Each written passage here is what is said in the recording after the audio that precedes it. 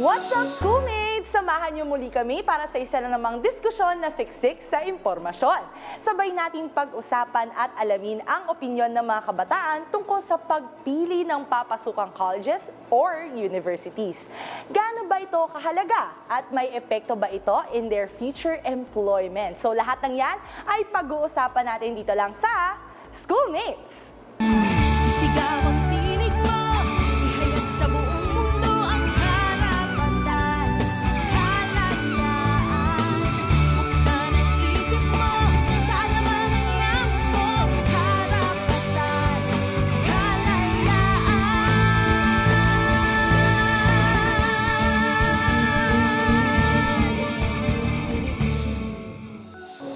So last time, schoolmates, we talked about what's next in line for college graduates. So ngayon naman, ating alamin ang plano ng mga future college students. So at this point of their academic life, senior high school students are starting to consider anong-ano nga ba yung mga courses or programs that they can take as part of their future careers. So bukod dyan, isa pa sa pagtutuunan din ng pansin at talagang pinag-iisipan na rin ng ilang mga estudyante ay kung saang university or college nga ba sila mag-e-enroll. Gusto rin nilang malaman kung gaano ba ito kahalaga at ano nga ba yung nakikita nilang factors ng mga estudyante natin para piliin ang isang unibersidad o kolehiyo. At ang mga tanong na yan ay masasagot. Hindi po ako ang sasagot niyan dahil narito po ang ating mga panauhin for today. Narito ang ating mga incoming grade 12. Nandito si Yas and syempre si Janelle na makakasama rin natin. At bukod dyan ang isa sa mga future college students din na inaabangan din itong episode na to ay si Denmark. Hi Denmark! Ayan. So guys, welcome to the show. So first of all, I'll get right into it.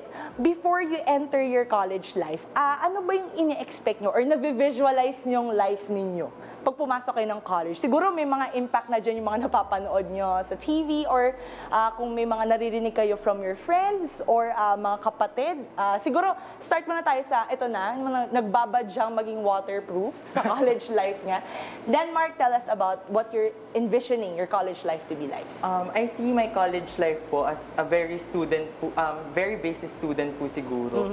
Very lunod sa mga readings, ganyan. As science po yung track po na kinuha ko. So marami po talagang readings and ayun po, isa na rin po yun sa mga sinabi po ng mga ates and kuyas ko po that I should prepare for time management sa po.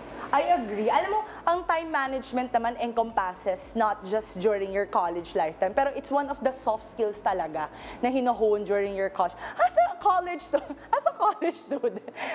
Siyempre naman, kayo naman, Yas and Janelle, ano ang na-envision nyo na magiging buhay nyo kung papasok kayo sa kolehiyo? So, Yas, ikaw muna. I'm very confident sa ability ko pagdating sa ACADS, kasi na-survive ko naman so far. Although iba naman talaga yung sa college, pero I think I have enough experience to power through kung ano man yung magiging challenges sa college. Basically, parang senior high lang rin yun daw, sabi. Hindi sa akin galing yun. Parang senior high lang rin. Paki-quote, sino nagsabi? Previous batches po yun. So yun nga, parang senior high lang rin naman except times 10 daw yung hirap and times 100 yung time management skills na kailangan mo. So, yun. Correct. Tsaka syempre, bukod sa time management skills, nandun din yung, kumbaga, mas natetest din yung social skills ninyo kasi mas malawak na yung gagalawan nyo compared when you were in senior high, di ba? Na parang pare-pareho kayo na magkakasama kung by block or by batch kayo. Pero ikaw naman, Janelle, bukod sa si Yas, I'm confident sa tatahaking kong life in college. Ikaw naman, Janelle, what can you say? Well, unlike Yes, I'm not very much confident. Siguro mahihirapan ako kasi nasanay ako sa malapit lang yung school, So siguro isa yung time management nga, discipline. Mahirapan ako sa pagsakay-sakay, ganun. Yun nga po, magiging waterproof na din po. Submarine ka na rin, joke. Given na very maulan ng weather today. And siguro yung mapapansin natin, yung buzzword talaga ng mga guests natin is really time management. So, ilan siguro yung mga nakausap yung medyo naghahabol ng deadline, no? Kaya time management ang nababanggit nyo. So, moving on naman tayo to our next question. Let's talk about the pressure naman in choosing your courses. Ikaw, nabanggit mo, magsa-science ka, and kayo rin, no? May mga pinipili or na-envision na rin kayo na ito yung gusto kong tahakin or track na puntahan, no? Mabigat ba para sa inyo ang decision-making kung saan kayo papasok na kolehiyo or college? Was this ever a debate in the household? Usually, di ba, ganun daw ang usapan sa bahay. Talagang iba yung gusto ng magulang, iba yung gusto mo. Paano nyo na-consider, or at least in terms of your decision-making, how sure were you in the college or universities that you will be entering? And siguro, paano nyo ba hinahandle yung pressure or yung stress na yon when it comes to choosing the right university or college for you? So simulan muna natin, Denmark. Ayan po, for me, yung pagpili ko po ng college, university, and course po, for me, hindi po siya ganun kabigat. Kasi very supportive naman po yung parents ko when it comes and to that. And very open naman po ako sa mga colleges na ina-applyan ko po and mga course po na gusto ko puntahakin. Ang sa kanila lang po, sa parents ko po, is that I would choose daw po something na gusto ko po talaga. So for me, medyo less po yung pressure and burden to think about that. Siguro more of sa school na lang po siguro. Choice of school na lang po. So kumbaga parang in terms of the course, solved ka na. Yes But then po. like choosing the right university or college, dun lang medyo, may options pa ako Opo, na yes tinitignan. po. Sige, we'll get more to that later, no? Kayo naman, dalawa, meron na ba kayong dream school, dream college or university na gusto niyo punta? Can you share us na parang, nagkaroon ba kayo ng pagdadalawang isip na, ay, parang gusto ko dito. Ay, mas gusto ko pala dito. Janelle, ikaw muna.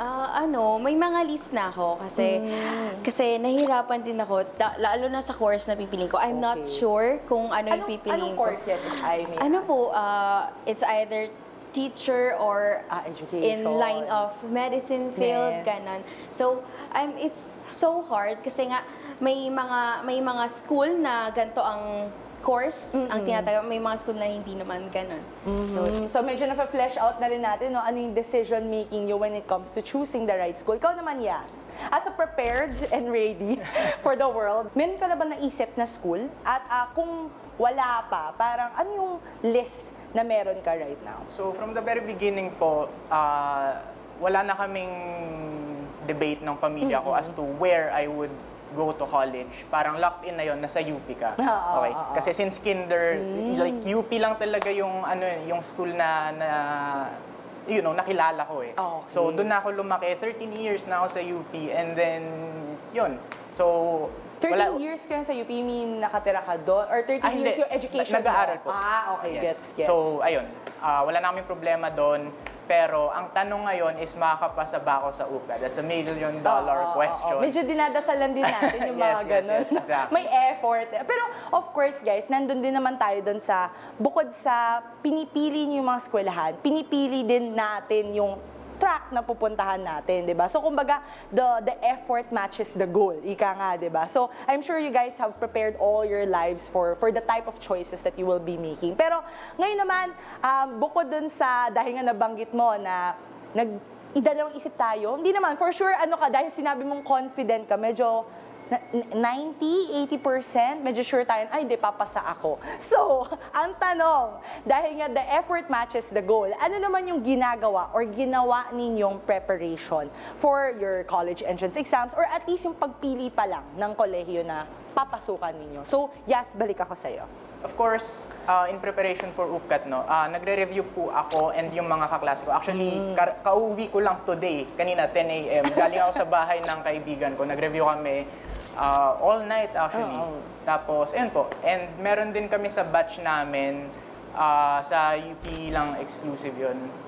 Basically, parang UPCAT review siya na inaano sa amin, in-administer para in preparation nga for UPCAT. Kasi ang UPCAT namin is sa August 18 ata, Yes, 18, 16. sometime in August, yes. So, as early as, let's say, January ata yun, pinagre-review namin sa UPCAT para talagang prepared kami when the time comes. So, most of the schools then usually na may ganyan, no? May mga advanced mock exams na silang ginagawa, di ba? So, hopefully, hindi man hopefully, for sure, manifest natin yan, makakapasa kayo, no? So, ikaw naman, Janelle, ano yung naging preparations mo when you were making your list or at least dun sa courses that you were trying to I take? started po searching on Facebook some kolehiyo updates.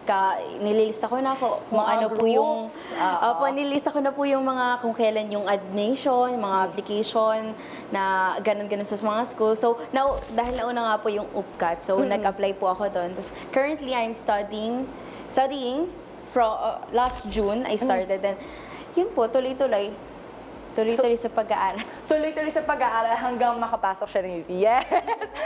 So, hopefully, no, Janelle, ikaw din, maging magka-batchmate kayo niya. So, ikaw naman, Denmark. Ako po, sa akin po, the preparations that I took po was, I enrolled myself in a review center po talaga. So, same din. Yes po. And then, I also gathered some resources, some review materials po from my friends and Right. relatives po. Right. So, makikita natin dito, no, medyo nandun tayo sa ano ba yung mga resources na available din, no, sa mga estudyante for their preparation, and at the same time, nandun din yung support system. Di ba? Your schools are helping you prepare for the college and university entrance exams.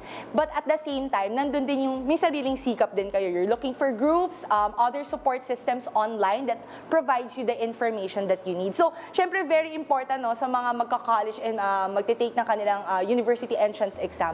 Importante na alam niyo yung requirements, alam niyo kung saan kayo pupunta, di ba? At alam niyo kung anong environment or culture din yung nandun sa mga eskwelahan na mga pupuntahan ninyo. So, yung next naman natin tanong, ano or sino ang nagbigay ng impluwensya sa inyo para makapag-decide kung saang school kayo pupunta? And may tumulong din ba sa inyo when it comes to the decision making? So, dahil nagbanggit na medyo kanina si Yas, uunahin ko si Denmark.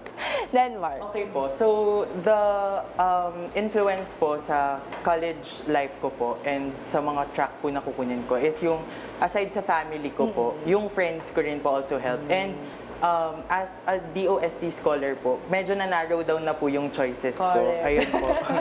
Medyo may give back tayo dapat to Yes. Philippines at Yes kailangan po. medyo narrow to STEM or Yes po, any STEM sciences. courses. Yes Correct. So, kumbaga, it's really your environment, your Yes. family, your peers, and the institution that you've already studied in before. No? Yes. So, I assume science ba to? Yes po. Okay, so medyo kaya nga DOSC scholar.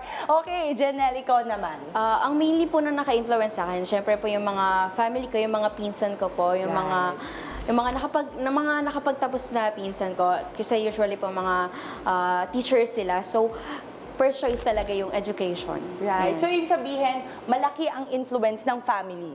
Usually, kung ano yung nakikita mong profession ng either parents mo or yung mga someone close to you, medyo doon din nagsusway yung interest mo. Ikaw naman, Yas, given na there was no debate in your family when it comes to where you would go, at least the course that you will be choosing, was there any parang options that you chose from? So, ang nakakatawa po doon is very undecided ako pagdating sa courses ko. Parang nung sa UPCAT application, naglagay lang ako doon ng mga random na courses na alam kong kaya kong gawin ng tama for the first year or two. Tapos mag-shift na lang ako from there. So, I don't know, very undecided ako pagdating sa courses. Hindi ko alam kung anong... It's very valid talaga. Kasi di ba, syempre, kung ano yung tinahak nyo in either science high schools or senior high schools, medyo nag-iiba rin yung interest nyo, di ba? And it could further be developed when you're in college. So hopefully, no, there's no rush to decide. So you have to find yourself. No? It's really a journey also of self-discovery when you're entering college. So follow-up naman. So dati kasi, di ba, mas pinakikinggan kung ano yung gusto ng magulang. Pag sinabing, mag-nursing ka, so medyo pre-med na agad or parang related to nursing courses agad yung kukunin mo. Ngayon ba in your families, bukod kay Yas na very decided na yung family mo, kayo ba, Denmark and Janelle, paano yung conversations in your family? Was it more, ama, ito yung gusto ko, tapos sinuportahan ka lang, or were there suggestions also from your side, Denmark? From my side po, there were also suggestions po that were given na, siguro better if mag-UP ka, ganyan. So, ayun po, I was offered din naman po ng course din po sa UP. And ayun po, we tried to put everything po, parang list down po namin. And then we tried to cancel out po kung alin po dun yung mas better choice po for me. And then, wala naman po masyadong debates. More of like,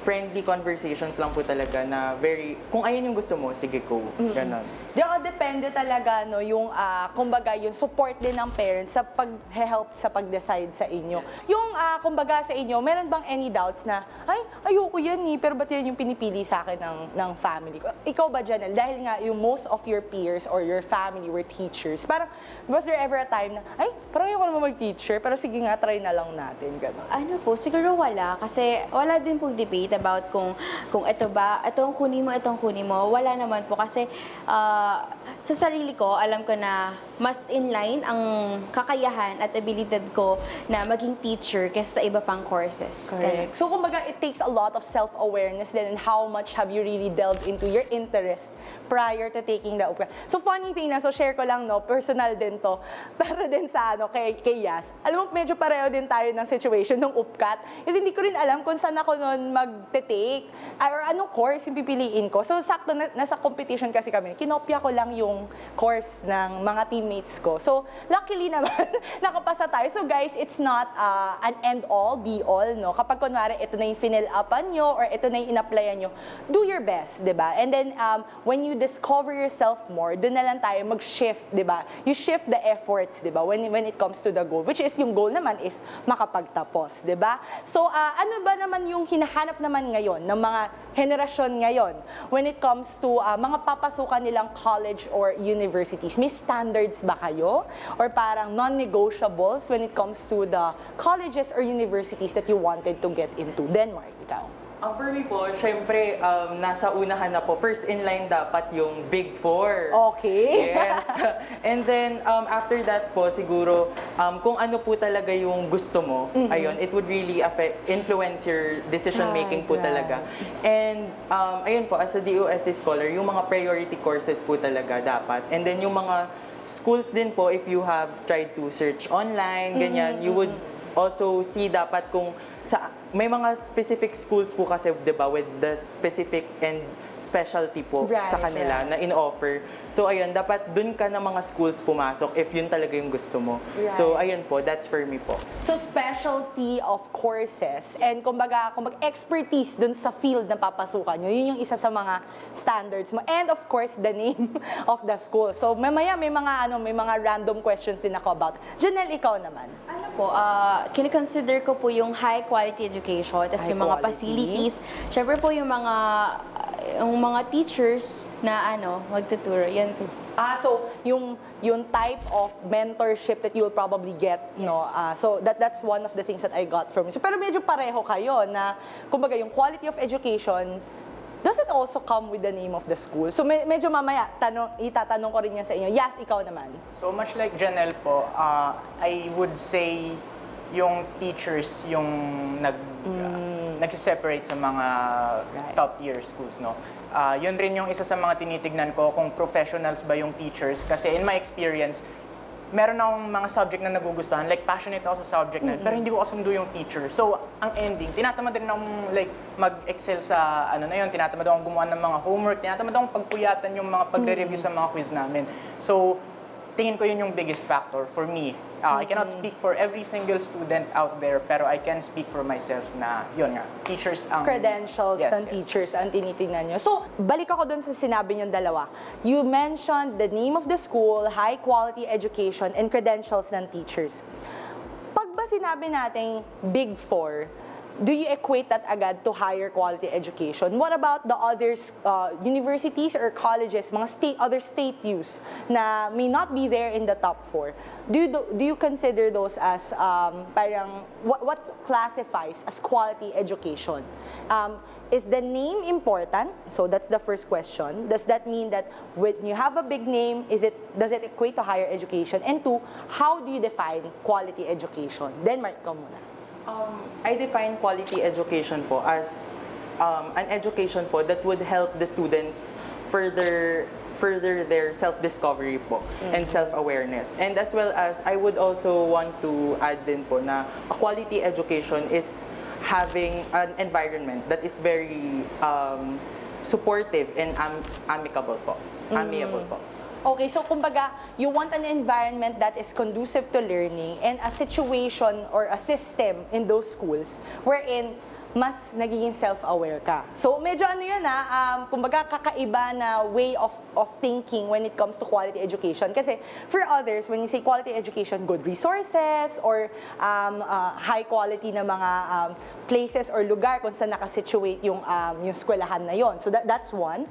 Janelle, ikaw naman. For me, high quality education means you will be able to learn more. You will be able for personal growth, syempre. Tapos you will see a bigger world which you cannot see ahead of you. So kaya for me, high quality education is a must. And pero ang name ng isang school ay hindi dapat nagiging basehan na dapat na ito high quality to. Ay, etong school na to high quality to kasi ganito yung name niya. Pero hindi dapat ganun kasi we must consider some other like pamantasan na mga school kasi they also offer high quality education. And you can possibly see those in a lot of mga PRCs, 'di ba? Yung mga oath taking, sino ba yung mga nagra-rank na matataas, 'di ba? It's not just limited to top 4 schools. So, yun lang yung gusto din natin i-clarify sa mga schoolmates, no. That's good that you also shared na quality education is a series of different factors. For example, what kind of environment does it have? And also, parang what kind of system does it lead the students? What kind of mindset does it have for students, no? Is it something that leads you to self-awareness or nagmamanufacture nga lang ba tayo ng tagasunod? Diba? That's also one kind of ano bang klaseng edukasyon ang meron ng isang eskwelahan. Thought leadership, diba? That's also one thing. Yes, ikaw naman. Right? Very simply, I would define quality education as the ability of the university or the school na tulungan yung estudyante nila to reach their full potential, no? Right. So, kumbaga, it's really what is being offered in those universities and colleges that sets you apart, di ba? It could be expertise in your field or the networks that you possibly have. So, hindi naman natin mapagkakaila yun. So, mga schoolmates, no, kung ano man yung sinasabi ng ating mga guests, hindi ito tama or mali. Kumbaga, bagkus ito ay mga personal na opinion lamang. So, kung may fans, ika nga na kanilang mga eskwelahan, you can comment down your section below if you feel like your university is the best university or college in the Philippines. So, syempre, abangan natin ang mga susunod na talakayan sa pagbabalik lamang ng Schoolmates!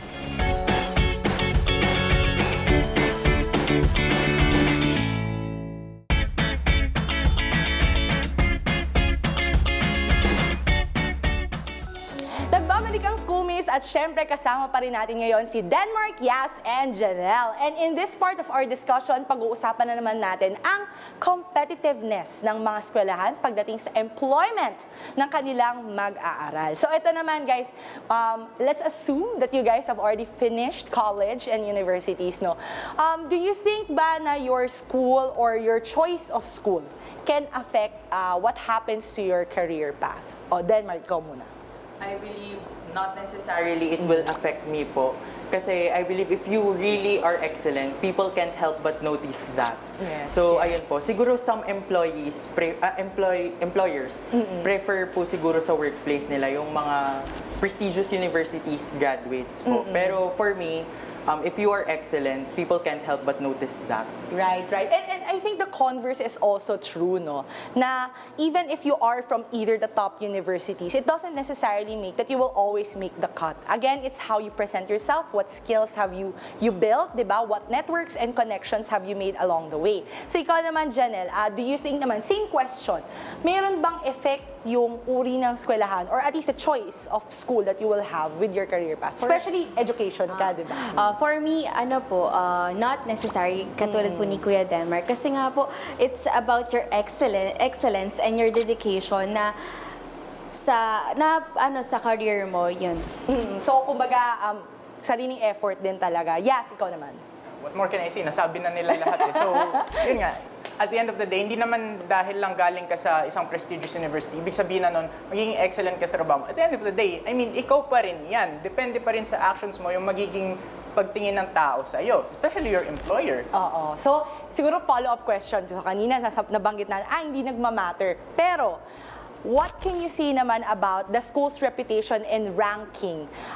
Does it matter when it comes to your future employers? Tingin niyo ba may edge ang mga nasa Big Four or dun sa mga top universities? Let's be real ha. So, bukod dun sa sinabi niyo kanina, do you think kung galing ka sa Big Four, mas may edge ka? Yes po, I believe may edge po talaga yung mga graduates from the Big Four, especially the rankings po kasi ng mga universities when it comes to, ayun po, yung mga world rankings din po kasi sumasali po yung Big Four doon. And ayun, madalas po ang pinipili po talaga ng employers ay yung mga graduates po ng Big Four. Ikaw naman, Janelle. Katulad po, yung mga peers ko po kasi talagang nilolook forward po talaga nila yung mga Big Four. For me, kung hindi ito align sa akin, siguro diyan ka na lang. Dito na lang ako sa tiyak akong may matututunan at matututunan ako. Yes, and again, no, it really depends on the field that you will try to get into, di ba? So, kumbaga, hindi naman necessarily, it's just the name, as you've mentioned earlier. Yes, ikaw naman. Yes, may edge. It does play a role. Lalo na kapag earlier on in your career kasi wala pa namang experience na makikita sa resume mo. So, ang titignan lang talaga dyan is kung saan ka graduate, yung alma mater mo. Yun pa lang yung makikita nila sa'yo and doon ka nila husgahan. Pero later on, siguro mas hindi na ganun ka-pronounce yung advantage na yun kasi titignan na dyan ng employers yung work ethic mo, yung previous employers mo, kung ano bang tingin nila sa'yo kasi ba tatawagan nila yun. And then yung experience mo. Correct. So, kayo naman guys, when it comes to the choice of career path, you think na there is some edge to being part of the Big Four, no? But with regards to the previous question naman na nabanggit ko earlier, no? How about garnering Latin honors? O kunwari, nakapasok na kayo sa dream school ninyo. Ano ang sa tingin nyo, may lamang ba kapag ikaw ay laude compared to your peers if ever kayo ay papasok in the same workplace together? At ano naman yung tingin nyo na alternative siguro doon? Kung wala kang laude, ano dapat yung qualities na meron ka para mas mapili ka ng future employer mo? Ikaw? Sa akin po, mas may edge pa rin po kapag may Latin honors ka. Specifically kasi if you want to be employed in a government po, there's a special eligibility po na binibigay yung Civil Service Commission sa mga Latin honor graduates po na they may serve na po, na hindi na po nila kailangan mag civil service exam. So, ayun po, it's one of the things po siguro na edge po siguro ng mga laude graduates. Pero if wala naman po sigurong Latin honors na gumraduate, siguro po you could opt to, ano po talaga, building connections po talaga with other people din po. Ayun po. So it's really having the proficiency but also having the right connections or expanding your social circles. Ikaw naman, Janelle. Opo, may edge po yung Latin honors. Kasi nga po, katulad po na sinabi ko kanina, it symbolizes how excellent are you, how much is your dedication is into something. So, for me, Gusto mo bang magka-laude? yes. Oo, di ba? Gusto mo magka-laude. Pero kung hindi man, siguro ang tanging may offer mo lang kung wala kang Latin honors or laude is definitely yung sarili mo, yung kakayahan mo, yung ability mo na meron ka, na nakuha mo dun sa college na pasukan mo. Yan. Yes, ikaw naman. Again, parang sagot ko lang kanina, may advantage siya sa simula pero it wanes over time. At the end of the day, proper work ethic pa rin ang magdadala sa'yo sa professional life mo. Kung hindi kayo naman pala rin na makatapos agad ng eskwelahan or ng inyong chosen universities, ano ang thoughts nyo about the word diploma versus diskarte? Di ba? Marami dyan, mga influencers, mga CEO of fintech companies, let's not name a few, na to them, it didn't really matter if they graduated or not. It's because they had that inherent skill. Pero sa inyo, in today's generation where the market for future employment is really aggressive, anong thoughts niya sa diploma versus diskarte? Is it a versus? Is it an or? Is it an and? Ikaw, Denmark. For me, it's diploma and diskarte. Ayun po. Parang iba pa rin po kasi kapag book smart ka and may certificate ka po talaga na panghahawakan. Pero iba pa rin po kapag street smart ka, yung marunong ka dumiskarte sa buhay. I believe it should be a mix of the two po dapat. And it's something that you also will learn as you go through college. Ikaw naman, Janelle. Definitely, diploma and diskarte. Kasi without diskarte, you won't be able to achieve your diploma, di ba? So, definitely, Both diploma talaga siya and- for you. Kung kunwari lang, guys, kayo, na nag-apply kayo in a position na yung isa, mas may qualification siya doon, at ikaw, alam mo namang mas magaling ka doon, pero kailangan mo lang matutunan. Tingin mo ba nag-a-apply pa rin yung diploma versus diskarte? No. Bakit? Bakit? Kasi kung wala kang diploma in the first place, paano mo patutunayan sa employer mo na kaya ko yung aralin, kaya kong mag-excel sa ganitong larangan, di ba? So, magda-doubt sila sa'yo doon. Hindi mo naman pwedeng sabihin na, Sir, may diskarte ako, tanggapin nyo ako. Walang ganon. So, those are some of the thought-provoking questions din for some. Kasi yung iba na walang kakayahan naman makapasok ng kolehiyo, paano naman din sila magkakaroon ng edge? So, that's one question. Schoolmates, pwede nyo yan sagutin sa ating comment section. So, since si Yas and si Janelle naman ay preparing kayo for your college at ikaw naman, Denmark, ay enrolled na. So, yeah, congratulations. Based on your research and observations, if you have done any, do you think may kailangan bang baguhin in the educational system, or at least for tertiary, or even in the higher education, kung mag-postgrad man kayo or whatnot? If you would choose one, ano yung gusto nyong baguhin at bakit? Siguro, punta mo na yan, Denmark. Ikaw, meron ka bang off the fly, may isip kayo? For me po siguro dapat sa kahit ano pong education system, whether sa secondary or sa tertiary, dapat mas nagiging ang nagpo-produce po tayo ng mga learners na lifelong learners and critical thinkers, not just merely people who are parang manufactured nga po. So ayun, dapat we should enable the students to have the critical thinking skills and the 21st century skills po dapat. I think on this part, baka pasok din yung sinasabi natin, Denmark, na dapat mas may creative and liberal arts pa rin na pinapasok sa curriculum. Di ba? I mean, history is also important.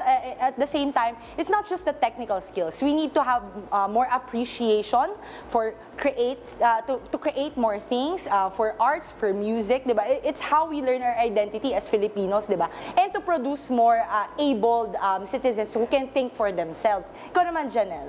As I will be, I aspire to be a teacher. Siyempre, ang gusto kong mabago or mabigyan naman ng progresibong pag-angat ay ang elementary education, primary education. Kasi nga, katulad sa mga rural areas, hindi nila na-acquire, na-retain yung mga schools o mga kaalaman na dapat nilang matamasa sa panahon ngayon.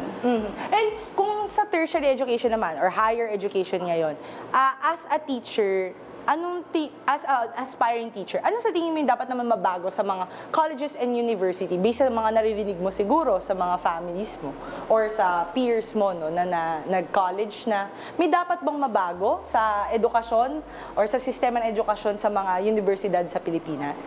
Yung kakayahan ng isang estudyante na makapasok sa isang mataas na kolehiyo. Yun. Siguro po, dapat pa nating mas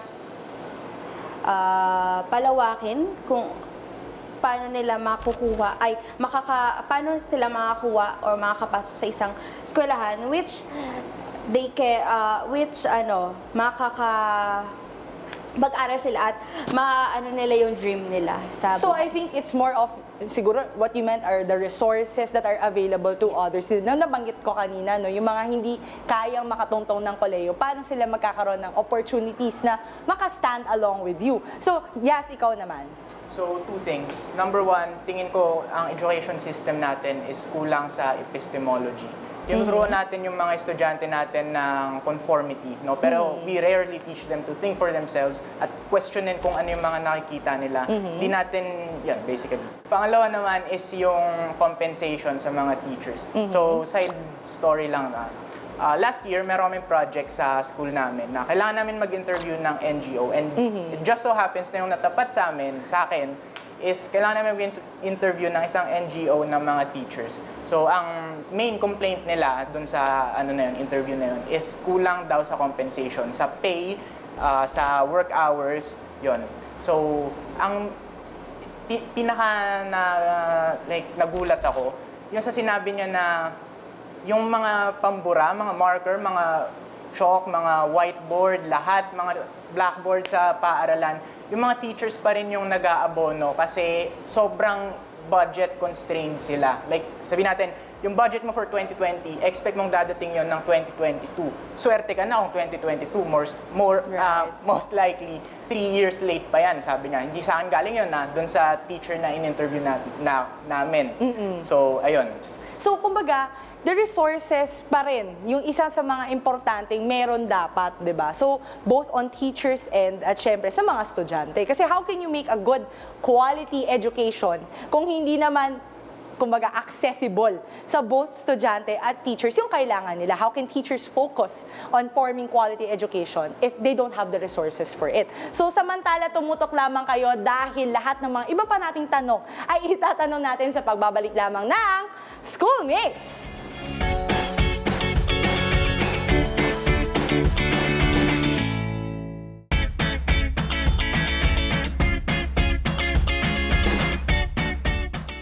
Welcome back, Schoolmates! Marami-rami na ngayon na pag-usapan natin with our guests, sina Denmark, Yas, and Janelle. So at this point, I want to know, are you ready? Okay? On the scale of 1 to 100%, how ready are you for your college life? Oh, siguro yun muna yung first question. Ikaw. Ayun, since wala na pong isang buwan before mag-college ako, for me, 90% ready naman ako. Ayun, siguro, Ano yung 10% na kailangan mo? The 10% po siguro is, I need to master that courage pa po siguro to step up pa po. Correct, Ayun. correct. So, kumbaga, lakas-lakas na lang ng loob, Opo. di ba? Maging submarine this coming August. The joke. Ikaw naman. Definitely 50%. Kasi 50%. ano pa lang naman po ako, grade 12. May panahon pa. May panahon pa para medyo umangat-angat ang porsyentong Opo. lakas. Ikaw naman, Yas. I would say around 80 kasi may tiwala naman ako sa sarili ko, sa work ethic ko na maging responsable. Ayan, I love it. I love the confidence and Pero, balik ako sa inyo dalawa. Anong tingin mo yung kailangan mo sa 50% mo para maging ready ka sa college? Ano po, syempre college, tapos yung mga, So, anong college yung papasukan? Opo, Oo. tapos course pa po, tapos confidence. Confidence. Na meron na siya, kaya siya 80. So, yung 30 na yon mapupunta Opo. sa iyo. Ikaw naman, Yas. Siguro yung kulang dun sa 20%, no? May tendency kasi ako na magpuyat, no? Kakadota, ganun. Pag nagkayayaan kami ng mga Ayun kaibigan. lang. So, yun na lang siguro. Oo, disiplina daw ang tawag doon. Okay, mommy, joke. Ayan, no? So, syempre, yung mga X% na lang na kailangan nyo, I'm sure that's something that you can muster as you get to college or as you get ready, ika nga. And there's a lot of help that you can get from your support system, your family and your friends. At, syempre, remember the goal, di ba? Yun lang naman yung importante doon. At, ito naman, aside from academics, since papasok ka na, ano yung iba mong pagtutuunan pag pumasok ka ng college? I would want to immerse myself po ulit sa mga social orgs. Ayun, as a love student it. leader po, Yes, ayan, okay. we want to step up the game na immerse pa po natin yung sarili natin sa iba't ibang mga NGOs and other school organizations so that we could help other peers din po. Kumbaga yung type of advocacy that you also want, medyo mas hihinog pa yan. Pumasok ka sa college by exposure, ika nga, sa mga social orgs. Ikaw naman dyan, Like kuya po, I want to expose myself para sa mga organization.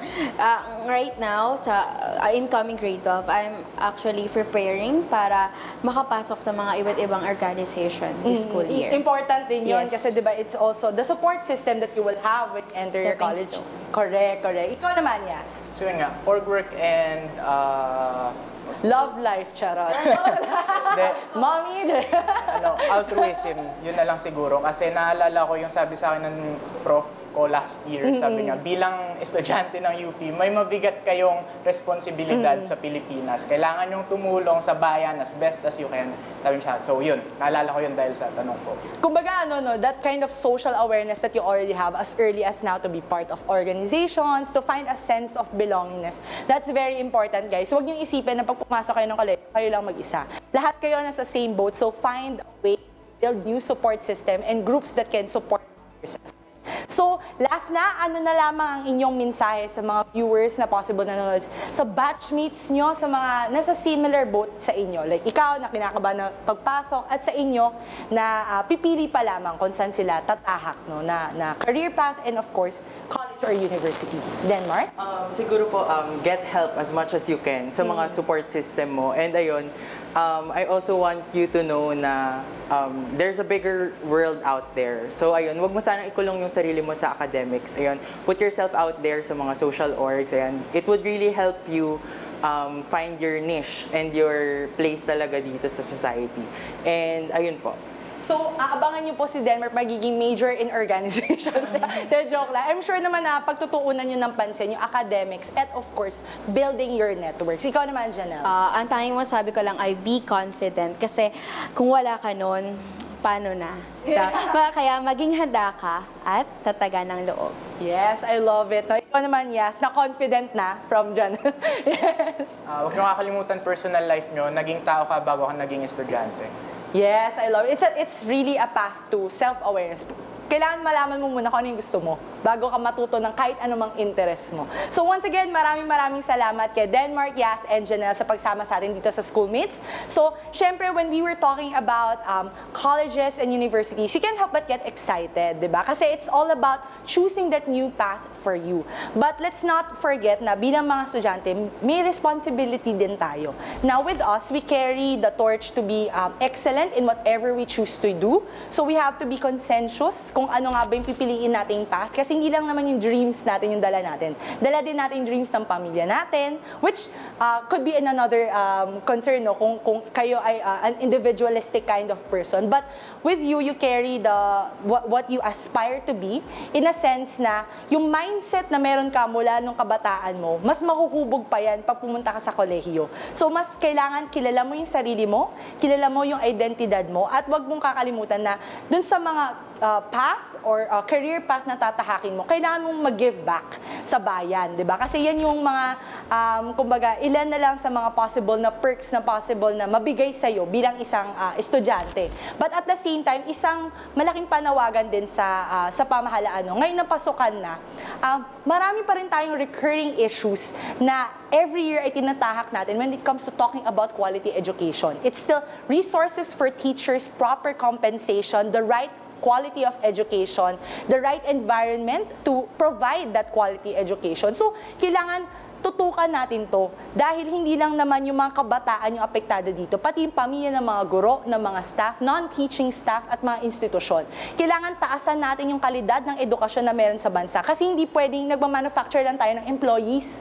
Kailangan may thought leadership din ang mga kabataan kasi sila rin yung, as cliche as it sounds, pag-asa ng bayan. They would be the next leaders, the next head or CEOs, di ba? So, we need to have a more conscientious effort to mold the mindset ng mga kabataan. And what proper way to do that than provide them with the right environment and the right resources. Hindi dapat yumayaman ang mas yumayaman. Diba? Dapat yung mga mahihirap na ilalapit natin sa oportunidad para mas mabigyan sila ng kalidad na edukasyon, mas liliit yung gap between the economic gap that we are seeing right now. And with that, sa Bawat Usapin, sa Bawat Issue, may boses tayo mga kabataan. Sumali, makinig at makiisa.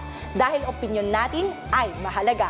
Kaya naman sabay-sabay nating isigaw sa buong mundo, Schoolmates, may pakialam ka! Sigaw ang